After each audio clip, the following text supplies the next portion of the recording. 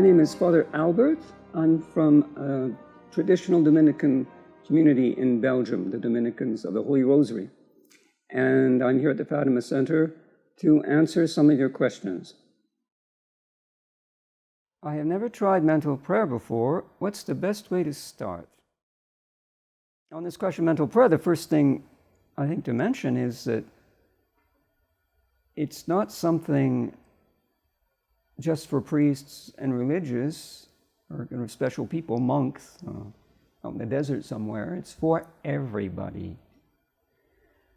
This is what Our Lady shows when she told Sister Lucia that for the first 5 Saturdays, one of the things that she asked us to do is to pass 15 minutes with her, in company with her, meditating on the mysteries of the Rosary. And that's mental prayer. It's that simple. And Sister Lucy explained, there's a letter that she wrote to her mother, encouraging her to do the first Saturday devotions, and she mentions the fact that no doubt the one thing that might be difficult for her is to do the 15 minutes of meditation, but she reassures her that it's not something that's difficult at all.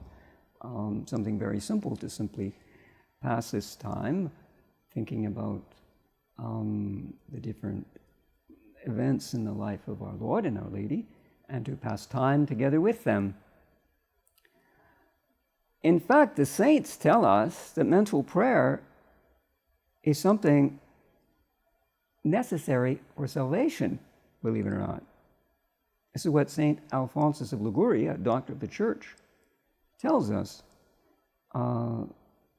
He says it's morally necessary for salvation to do mental prayer. And in the missions that he preached to these peasants up in the mountains in Italy, who didn't even know how to read, he would teach them how to do mental prayer. So we mustn't imagine it's something for great intellectuals. It's for everyone. And that's often the first error that people have about mental prayer. They think it's an intellectual exercise. Well, it's not at all an intellectual exercise. Often intellectual exercise can get in the way of doing real mental prayer. It's not a matter of thinking, it's a matter of praying. St. Alphonsus has this phrase where he says, it's better to pray than to meditate. Now that means not that we shouldn't meditate, but that when we meditate, it's in order to help us to pray. And St. Teresa of Avila as well speaks of this necessity of mental prayer. She says the greatest danger that she ever had in her spiritual life was when she was tempted to give up mental prayer. Because it's necessary, if we're going to save our souls, to have this time alone with God, this conversation with God. Because what is mental prayer? It's simply to, as St. Teresa, the Child of Jesus, said, it's to speak to Jesus. It's a conversation with God, a personal conversation with God. Now that is something that's necessary for salvation, because what is salvation is simply to die in the state of grace, which means to have charity in your soul at the moment that you die. Well, charity involves a certain conversation. St. Thomas has this quote where he says, "Connaturale est amico conversari cum amico." It is connatural for a friend to speak to his friend. Connatural meaning it's essential. It belongs to the nature of being a friend to speak to your friend. If you don't speak to someone, well, you're not their friend. So if we never speak to God, it means we're not his friend. That we don't have charity. Because that's what charity is. It's a friendship with God. So you see, it's not a small little question here. Mental prayer is necessary for salvation. And it's also sufficient for salvation, says St. Teresa of Avila. She says, I will answer for the salvation of anyone who does 15 minutes of mental prayer every day. Because, she says, it's impossible to remain in a state of mortal sin and do 15 minutes of mental prayer. You leave one or the other. How then do we do this mental prayer? What is it?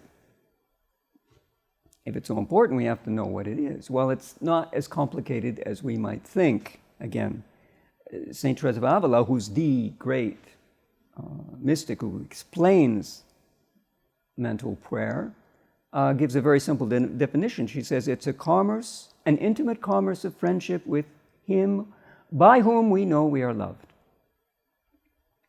So it's speaking to God, as I explained. It's not complicated. However, we do usually need a certain structure to do mental prayer. Now, there's books which speak about that. If someone really wants to begin mental prayer, I would say the first thing to do is to try to find one of these books which explains how to do it. But I can explain very simply the principle behind it is we have to make acts of the intelligence which provoke certain acts of the will, affections, petitions, and resolutions, as one Benedictine author puts it. We start by thinking about something. Well, actually, the very first thing to do if you want to do mental prayer is to put yourself in the presence of God. As our Lord says, go into your chamber, close the door, and speak to your Father who is in secret. We have to be alone with God. That's what it means to do mental prayer, to simply be alone with God. Saint Teresa of the Child Jesus, when she was still a young girl, used to go and hide behind the bed. These old Victorian beds used to have these big curtains, and she would hide behind the bed. And the maid used to ask her, what are you doing? And she says, I'm thinking.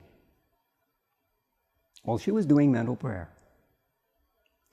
And that's the first thing then we have to do is go into our chamber, close the door, and speak to our Father who is in secret. And think about God. Take some point. For example, simply the best thing to start with is the liturgy. Take some, for example, the collect of Sunday Mass. They're very simple but very profound prayers, or the Gospel from Sunday Mass, or the feast, or the liturgical time in which you find yourself when you do your mental prayer, and simply read the text. And think about it. And as you turn around in your mind this thought about whatever it is, this prayer or this text, you use that text to lift your mind up to God and pray. Because that's what prayer is. It's the ascent of the mind to God.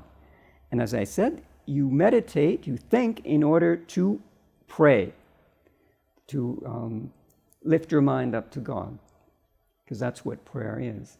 So the thinking that's involved is not for itself. It's simply to provoke this flame of love is what it is, really. I often use as an example to explain mental prayer the idea of a match, trying to light a fire. We have the paper and some wood, kindling first, and then maybe a log when you're ready. But you start by lighting a match. You light the paper, which lights the kindling, which lights the log. So you think about something, and hopefully you'll get the fire going. Just a little, the paper, something easy, and it starts to go. And then you let it go. You pray. And if it keeps going, you can add a little bit more, another thought on the same line to make the fire grow even more. And then when it really gets going, you can put on a whole log. But the point is, the thinking, the texts that you read and that you add are to help the fire grow. And once the fire's going, well, you don't have to think anymore. You pray. You let the fire burn. We mustn't think that we have to, for example, get to the end of a meditation, in a book. A good prayer is usually when you don't get to the end of the meditation because you start to pray. And you repeat that prayer, that mental prayer over again. You take the same text if it went well. That's a principle that St. Ignatius speaks about. So the best way to start, I would say, to do mental prayer is simply to do it. Try to find a book that explains these principles. Find a book that has some meditations, perhaps. And the real way to get to the point where you can do mental prayer is to go on a retreat. A real retreat, 5-day retreat, silence, where you can really get your roots down and start to pray deeply. And then afterwards, it's much easier to do it again, to regularly pray every day. If you've been on a retreat and you've gotten to a deep level, and then after that, you can continue to pray much more easily. That is really, to answer the question, the best way to start is to go on retreat. Because on a retreat, they'll teach you how to do mental prayer, and you'll practice it. And you'll develop this sort of habitus, it's like anything else. You have to learn how to do it, and then it becomes easy. St. John of the Cross says that about prayer. He says at the beginning, you make all of these acts, and it's kind of laborious, but then after a while, it's easy, like riding a bicycle. You just do it. It's easy. But at the beginning, it's not. So, but I would insist on the fact that it is important, especially today. We have to be strong in our spiritual life in order to resist the temptations around us. And the only way to do that, the saints tell us, is to do mental prayer. I hope that answers your question. Pray to Our Lady to enlighten you, to help you. May God bless you.